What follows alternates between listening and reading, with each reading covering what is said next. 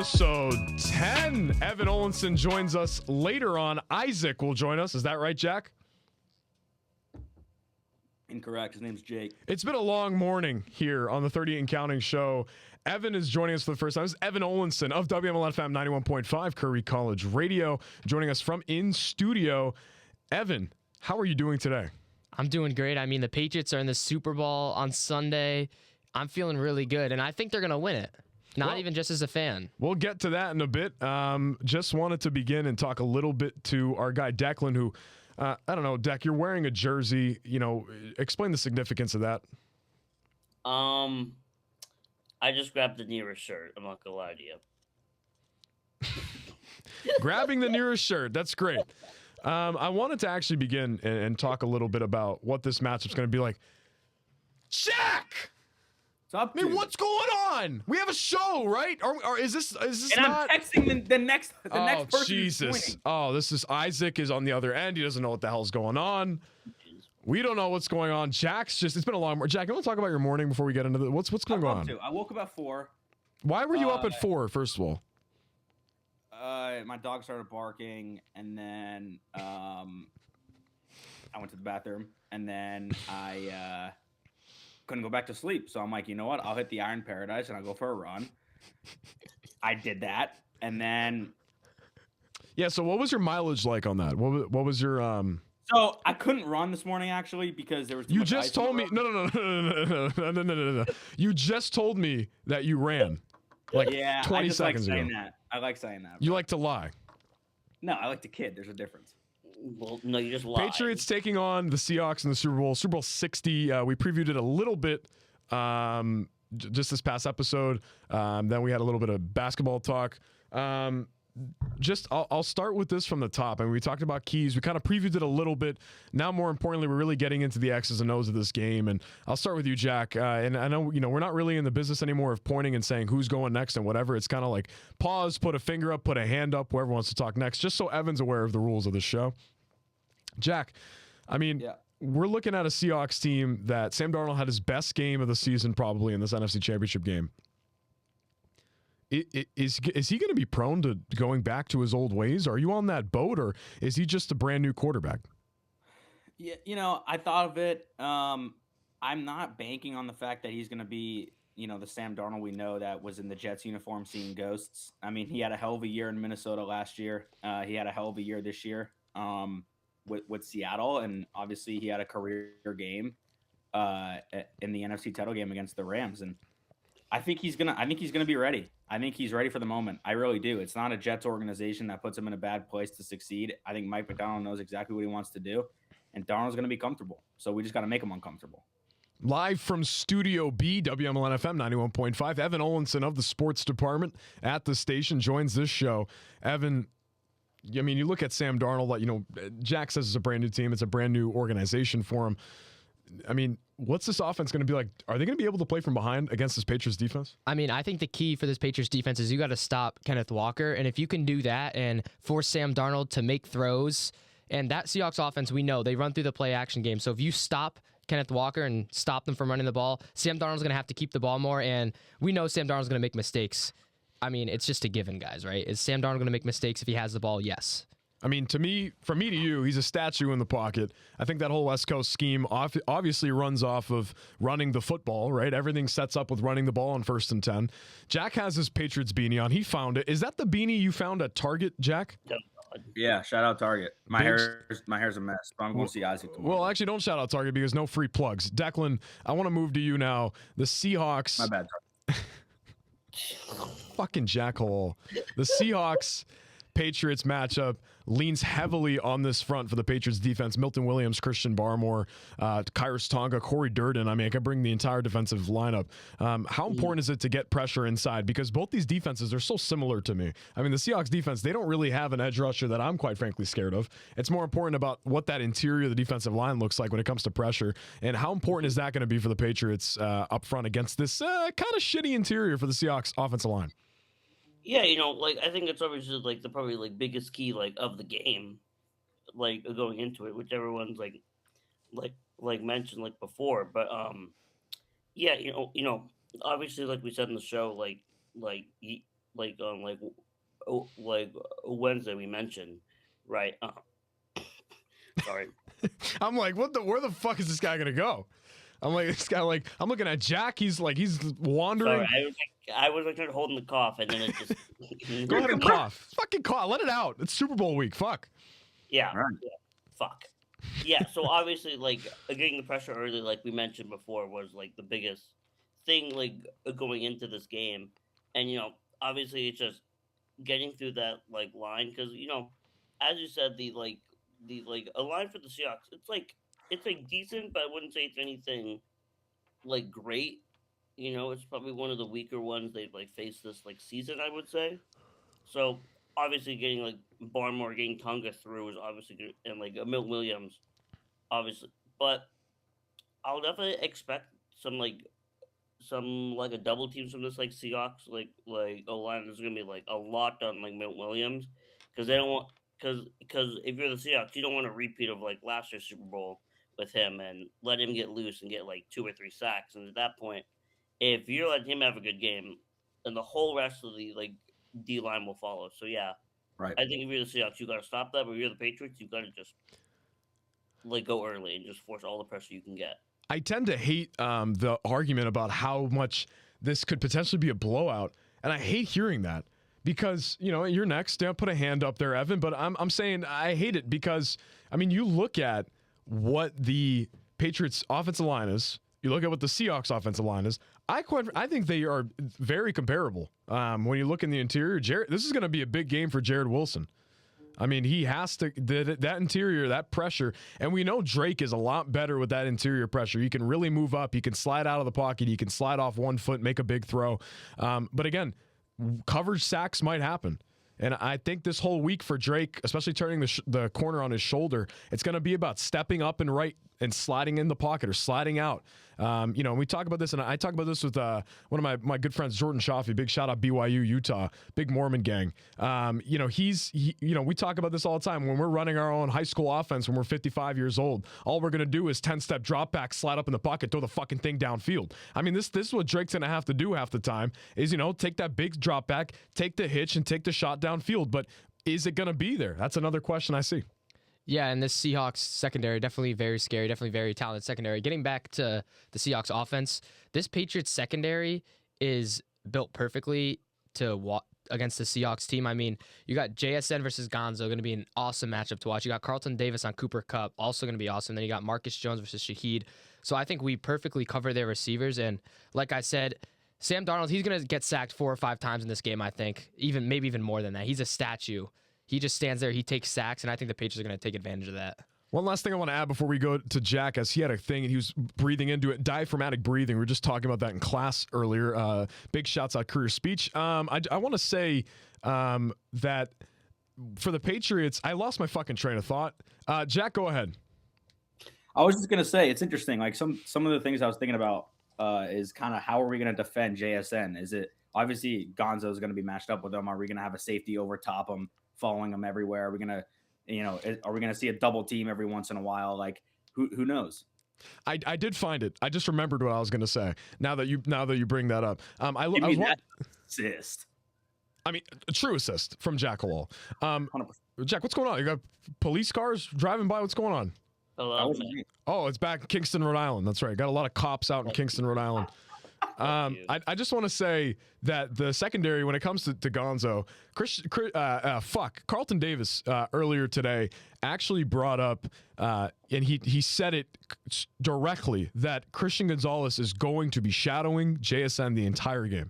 And he said it, and there's a confidence there because, I mean, it's completely fucking obvious that your best corner is going to face probably the best receiver in the NFL. I mean, I'd put him over Puka Nacua. Well, yeah, just won Offensive Player of the Year, Chuck. Right. So, I mean, and we'll talk about NFL awards, which was the worst thing I probably have ever watched. It was terrible. But, there's a few good moments, but a lot of it was just, I don't know. It wasn't great. But, again, Carlton Davis is saying that quiet part out loud. Christian Gonzalez is going to cover him on the boundary. He's going to man him up. And I think Zach Kerr isn't going to change kind of what he's done all season. I don't think we're going to see a lot of zone, which I kind of personally like. I think, as Evan said, we match up pretty well. And if we want to drop into a zone on 3rd and 8 and we want to give up 4 and they still punt, whatever. But again, the biggest thing in this game I see from our secondary is what that matchup's going to be like. And will you allow a guy like Rashid Shaheed to take one out? And we've talked about Bryce fucking Behringer enough on this program, right? So big shouts out to Declan Hickey. But where could that secondary lead, especially with this group of receivers? Cooper Kupp's on the tail end of his career, but I don't know. I think they match up pretty well. Yeah, but Cooper Kupp's also been there before, Chuck. You got to remember this. He's been in the Super Bowl before, so he's definitely he knows what it's like to be there. So I think he can definitely have a big game if we let him. Want to move on just a little bit here to holy fuck Evans banging shit over here. I want to move on a little bit to what this awards night was like. The Patriots took 2 back. Coach of the year going to Mike Vrabel. AP does the assistant. Jesus, Kingston, Rhode Island's lighting it up today. Coach of the year went to Mike Vrabel. Assistant coach of the year went to Josh McDaniels for the AP award. What did you guys think about that MVP conclusion?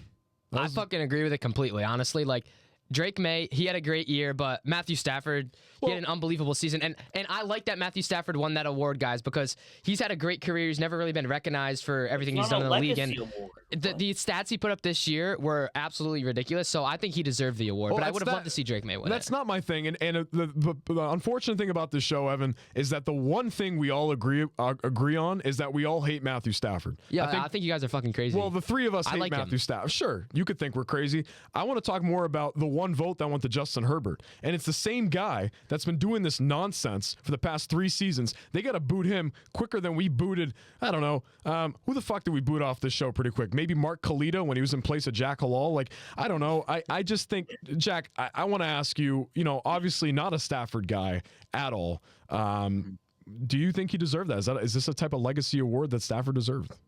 I mean, look, I've been saying it all year. It's hard to give a guy. I know maybe you have to, but when you're throwing 2 of the best receivers in football statistically, and 12 to 13 of your 40 something touchdowns come from inside the 1-2 yard line, like, it's just, you're stat padding. And at that point, it's like, you made the divisional round last year. You had a damn good team last year. You added so it's just, to me, it's just like, it's not a true award in my opinion that it was this year. I think Drake May, what he's done, I mean, he's throwing a Stephon Diggs, he tore his ACL last year. He's throwing a Kayshon Boutte, and he's throwing a Demario Douglas. It's like, that's not Puka Nacua, that's not Kyron Williams, and that's certainly not Devontae Adams. I think Drake May deserved it. I really do. Yeah, I just think the whole consistency with the award is so fucked. Because last year it's oh, we're giving it to Josh Allen because their whole thing was the less with more, but even though Lamar was more efficient stats, but then they changed it this year. It just feels like they want to change the agenda no matter what. They want to change the narrative so that they can fit it. I just think saying the career thing with Matthew Stafford just makes no fucking sense because Declan, fuck you, MVP respectfully, a bro. legacy award? No, it's not a legacy. Whoa.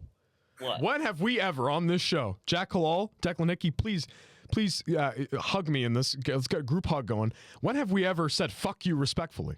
When does that ever happen? No, but not on the air, Evan Ollinson. We don't say that on this show. No, we say it in the group chat when we get fucking mad at each other. Yeah. No, but the Matthew Stafford not hate a is just legacy insane. award. Well, why is the hate insane? Declan's point is that it's a legacy award. Why is it insane? No, I mean- I'm saying it's not. It's not a legacy award, and they change the parameters around it every year. Last year, Josh Allen did more. They literally did. Right, Josh Allen did more with less, and they're like, okay, here's the MVP, and then Drake May was right. Drake May, but also in every other side was more efficient, higher QBR. He had all sorts of things. And by the way, if putting a schedule into an MVP conversation, I don't think that's ever happened in the history of ever. It just doesn't make sense. Obviously, both quarterbacks were great and they both deserved it. I just think Drake May deserved it more, just because I just don't get the consistency, and I just don't. I just don't get it. We get that. We're concluded on that point. Let's get Evan's side of it. Since he said "fuck you" respectfully, which is like probably the craziest clip we've ever gotten in 38 and counting fucking history. It's got to be up there. Evan, your thoughts on that? I just don't understand the hate for Matthew Stafford. I mean, Not hate. he had a great year this year. I mean, he was in the hardest division in football. Can we all agree on that? That division this year was the hardest division in football? Sure.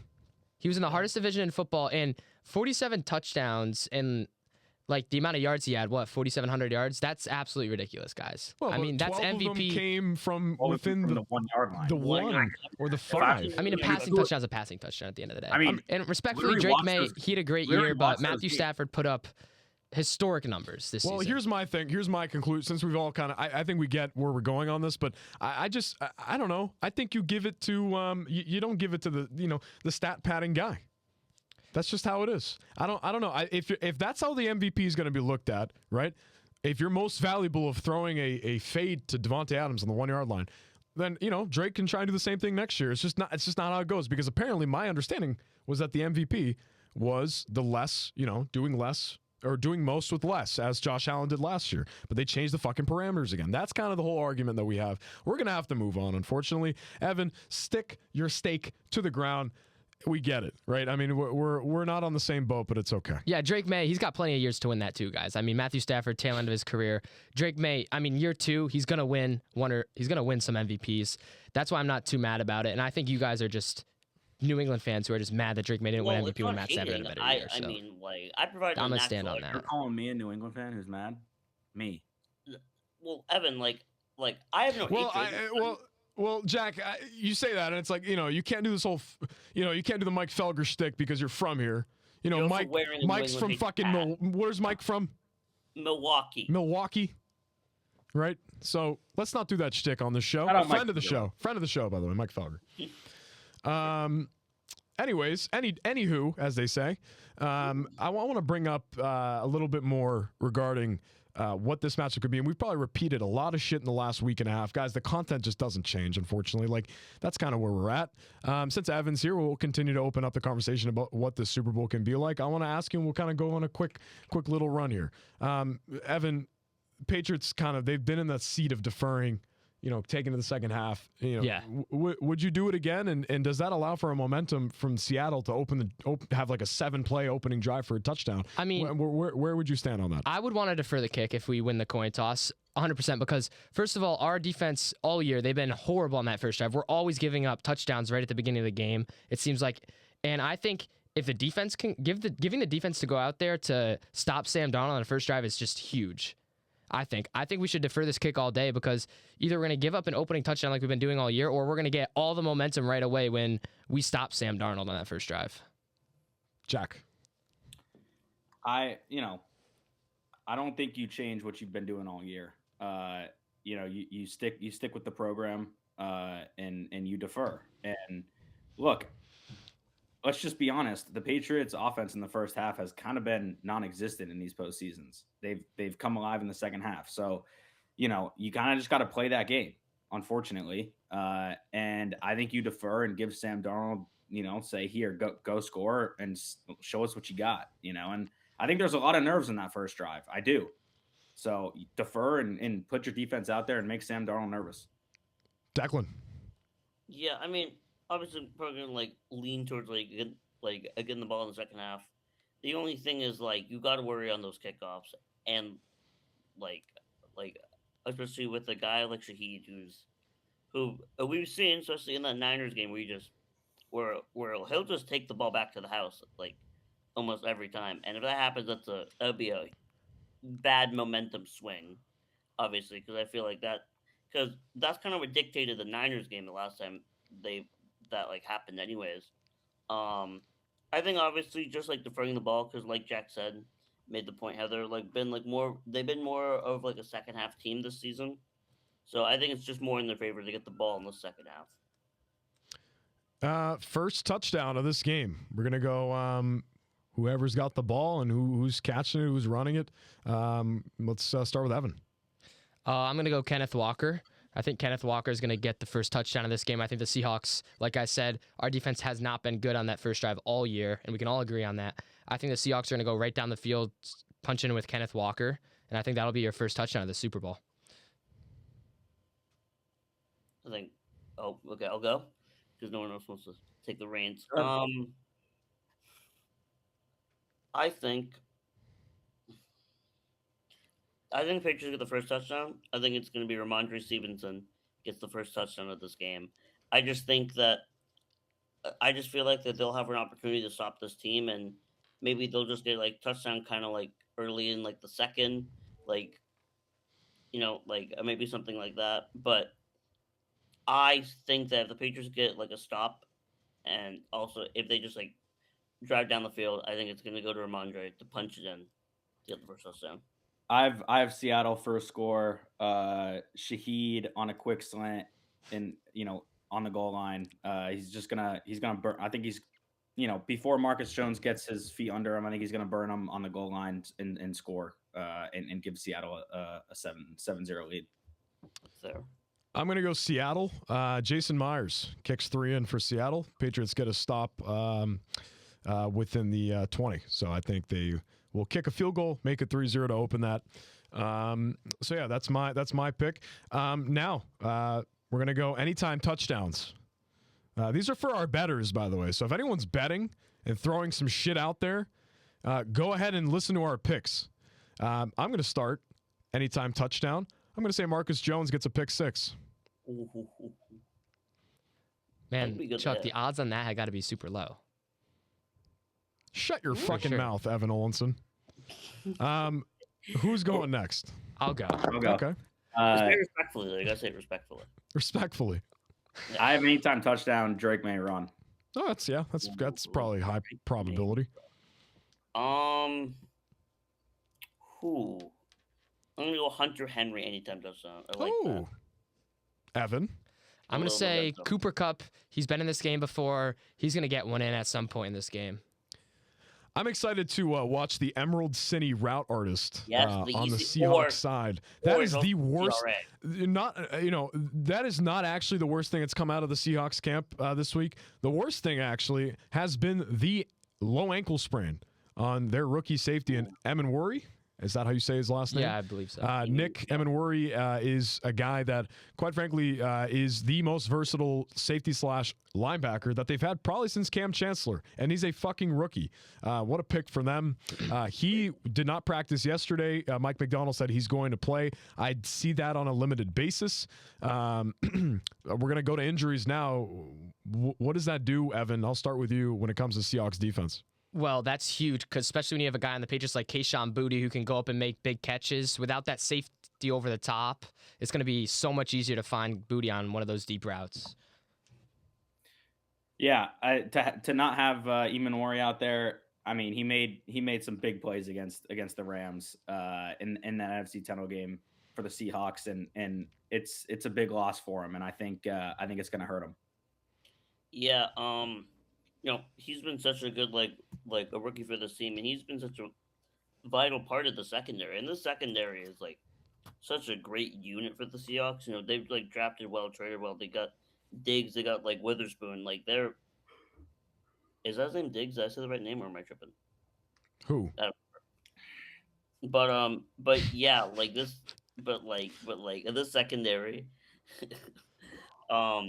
is just like, and if they lose him, it's such a big loss for them because like it was an indication. Boutte. Also, you got like Matt Collins, who's also been who can also be somewhat of like a vertical threat. He's a tall wide receiver in there, so I think it makes all the difference if like he's not there, or if he's limited. It makes all the difference for this like a Seahawks defense, and it'd be a huge loss for them if he's not a full participant. Robert Spillane was limited yesterday. I think it's really important that the Patriots have him back. I think they're going to shoot him up with some type of horse tranquilizer, maybe some type of, something's going to go on that ankle. It's been bothering him since, week 16. So, I think they're going to need him to play in there. He's a thumper. He's obviously a part of this defense that changes the entire dynamic of it. Christian Ellis and Jack Gibbons, the step up they have had in this defense has been something I did not expect them to have. Again, the stunts are important to have Bobby Spillane in there, but Yeah, when it comes to injury talk, that's kind of where the Patriots are at. Harold Landry, I expect him to be active, but I don't expect him to play, which is there's something that I don't understand that football teams do. There's 53 people on the roster. Why, use one to not play him? Bill Belichick, Malcolm Butler. But yeah, so Evan, we appreciate your time here on the 38 and Counting show. This is Evan Olson of WMLN FM 91.5 Sports Department. Evan, thanks for coming around. Of course, and I want to say one more thing before I leave. This is the main reason I think the Patriots are going to win this game. If you're going to tell me with a straight face that you think Sam Darnold can win a Super Bowl, you're crazy. Patriots win this one all day because I don't think Sam Darnold's going to win a Super Bowl. And you got to give us your prediction before you leave, and then we'll add those all together at the end of the show. Oh, score prediction. I'm going to go low scoring game. I'm going to go 24-17 Patriots. Nice. That's your final score. Still by 2 scores. Love to hear it. That's Evan Olson of WMLFM 91.5. Thank you all. Thank you, Evan.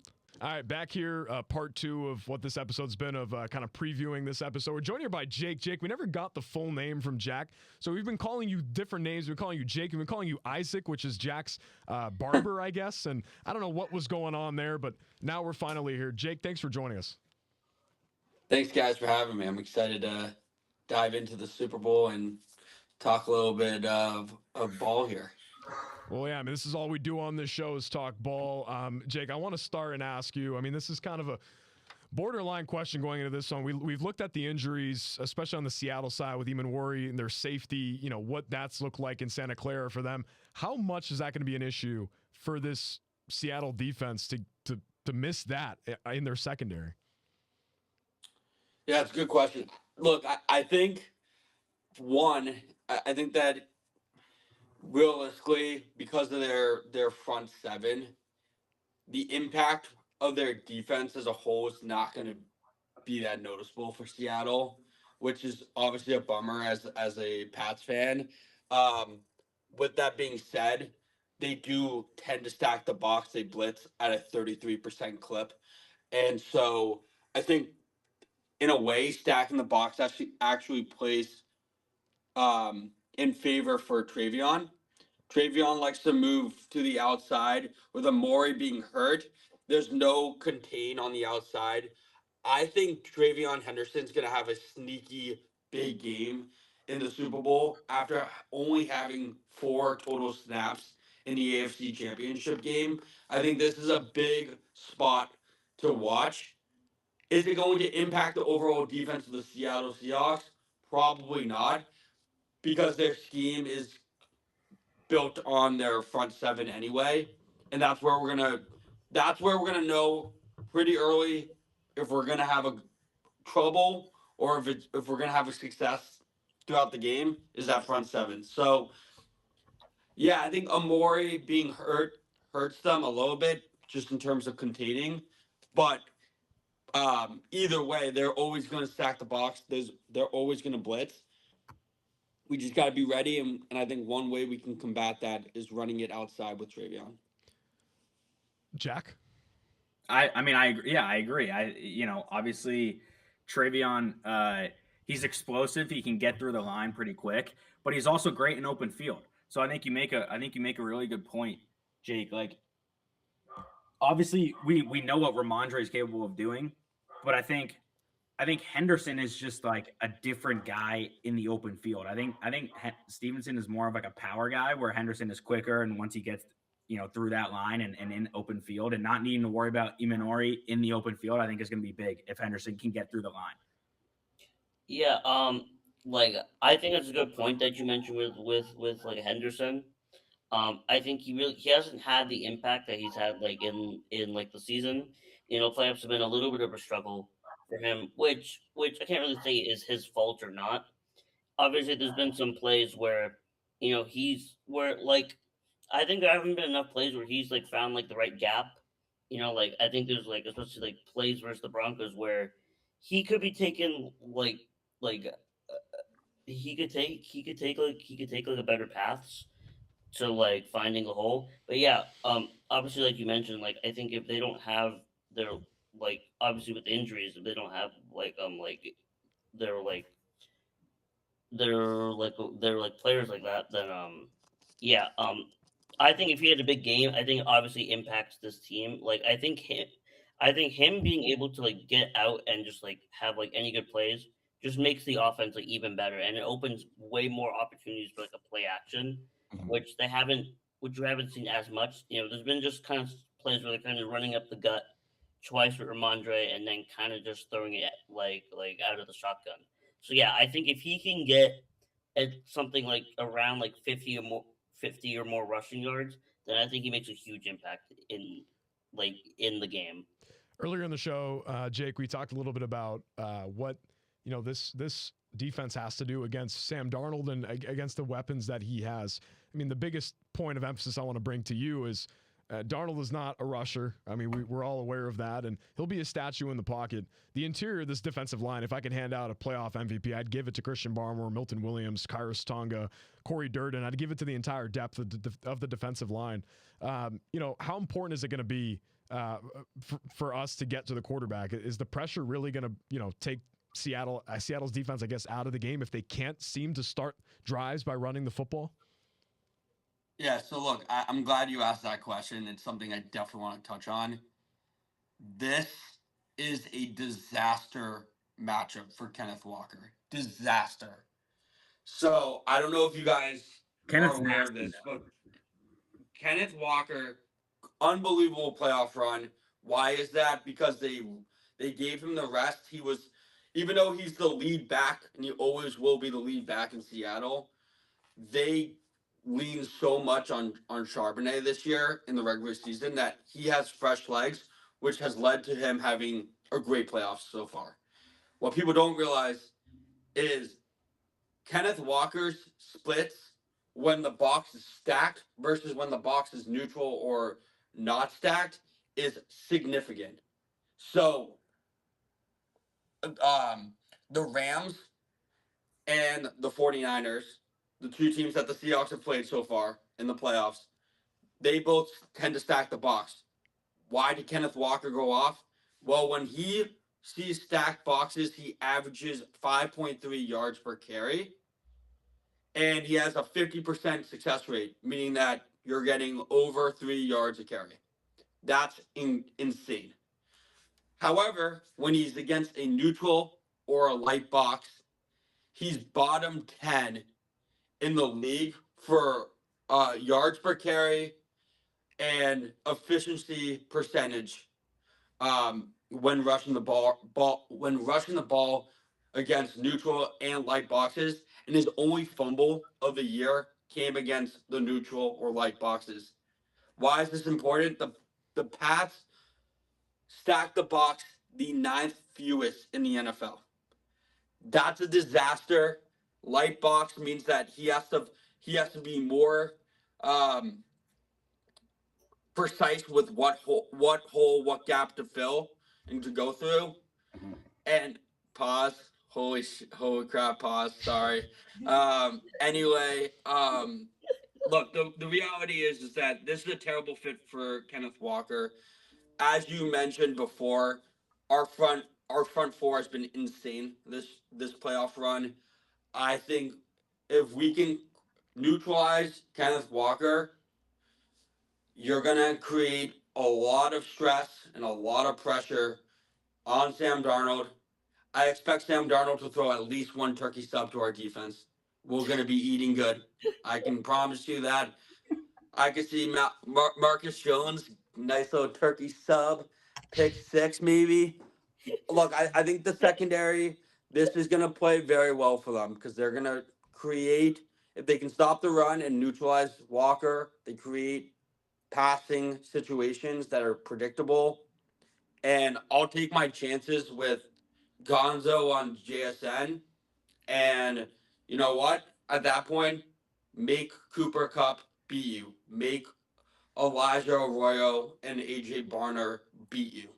I think that the one matchup that scares me, that is where the Seahawks can exploit, is their tight ends. They have great tight ends, great depth at that position.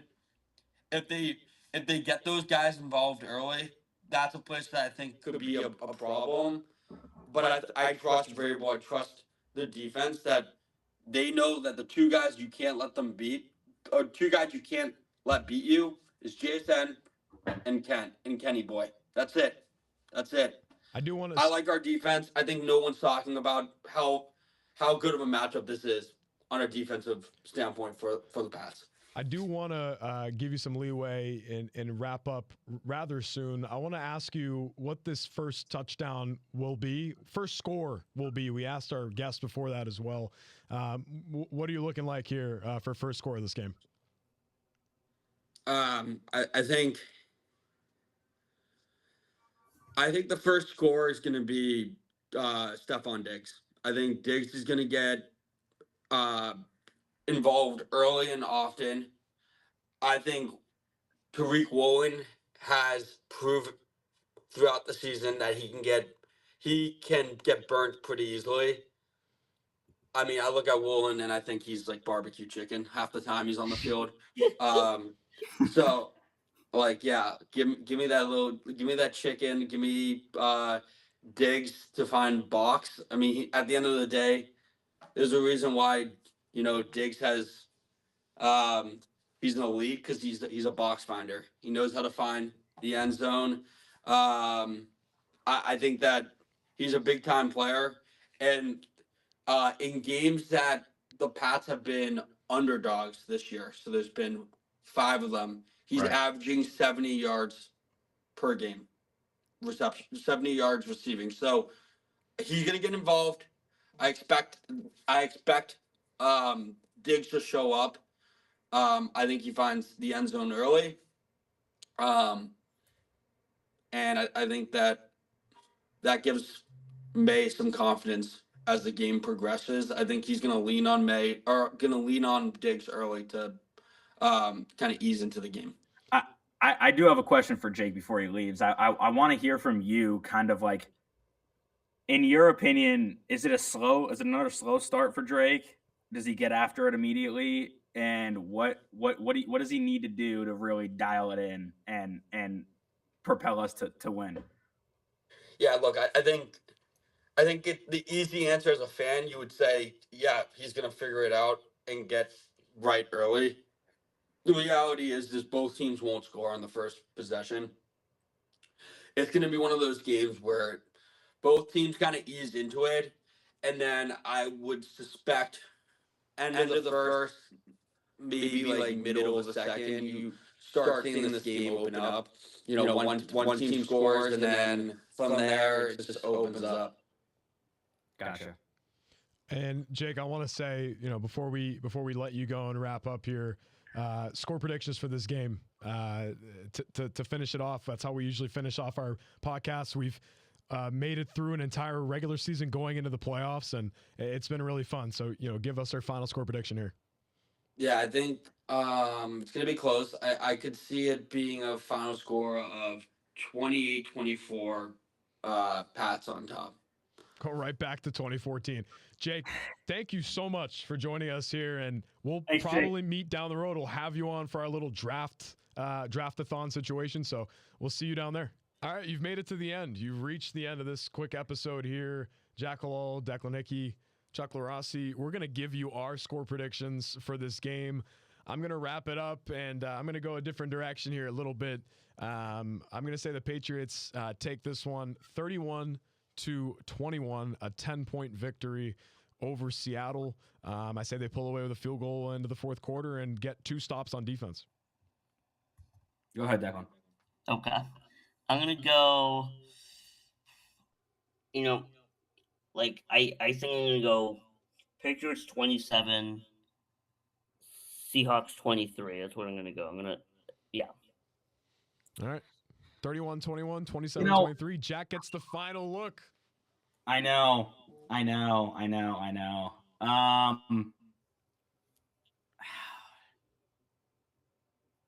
think, what'd you say, Chuck? 31-21 Pats. I was going to say 31-28 Patriots. Okay. 31-28. Andy Borregales knocks it in. Yep, exactly. The hero. All right. Well, we will see you Sunday post-game for the Patriots-Seahawks Super Bowl 60, 39 and counting, potentially coming up on Sunday. Thanks for watching 38 and Counting Pod. You can find us Spotify, YouTube, anywhere you listen. Jack Hall to my left, Declan Nicky to my right. Thank you so much to our guests, Jake and Evan. We'll see you next time. Peace.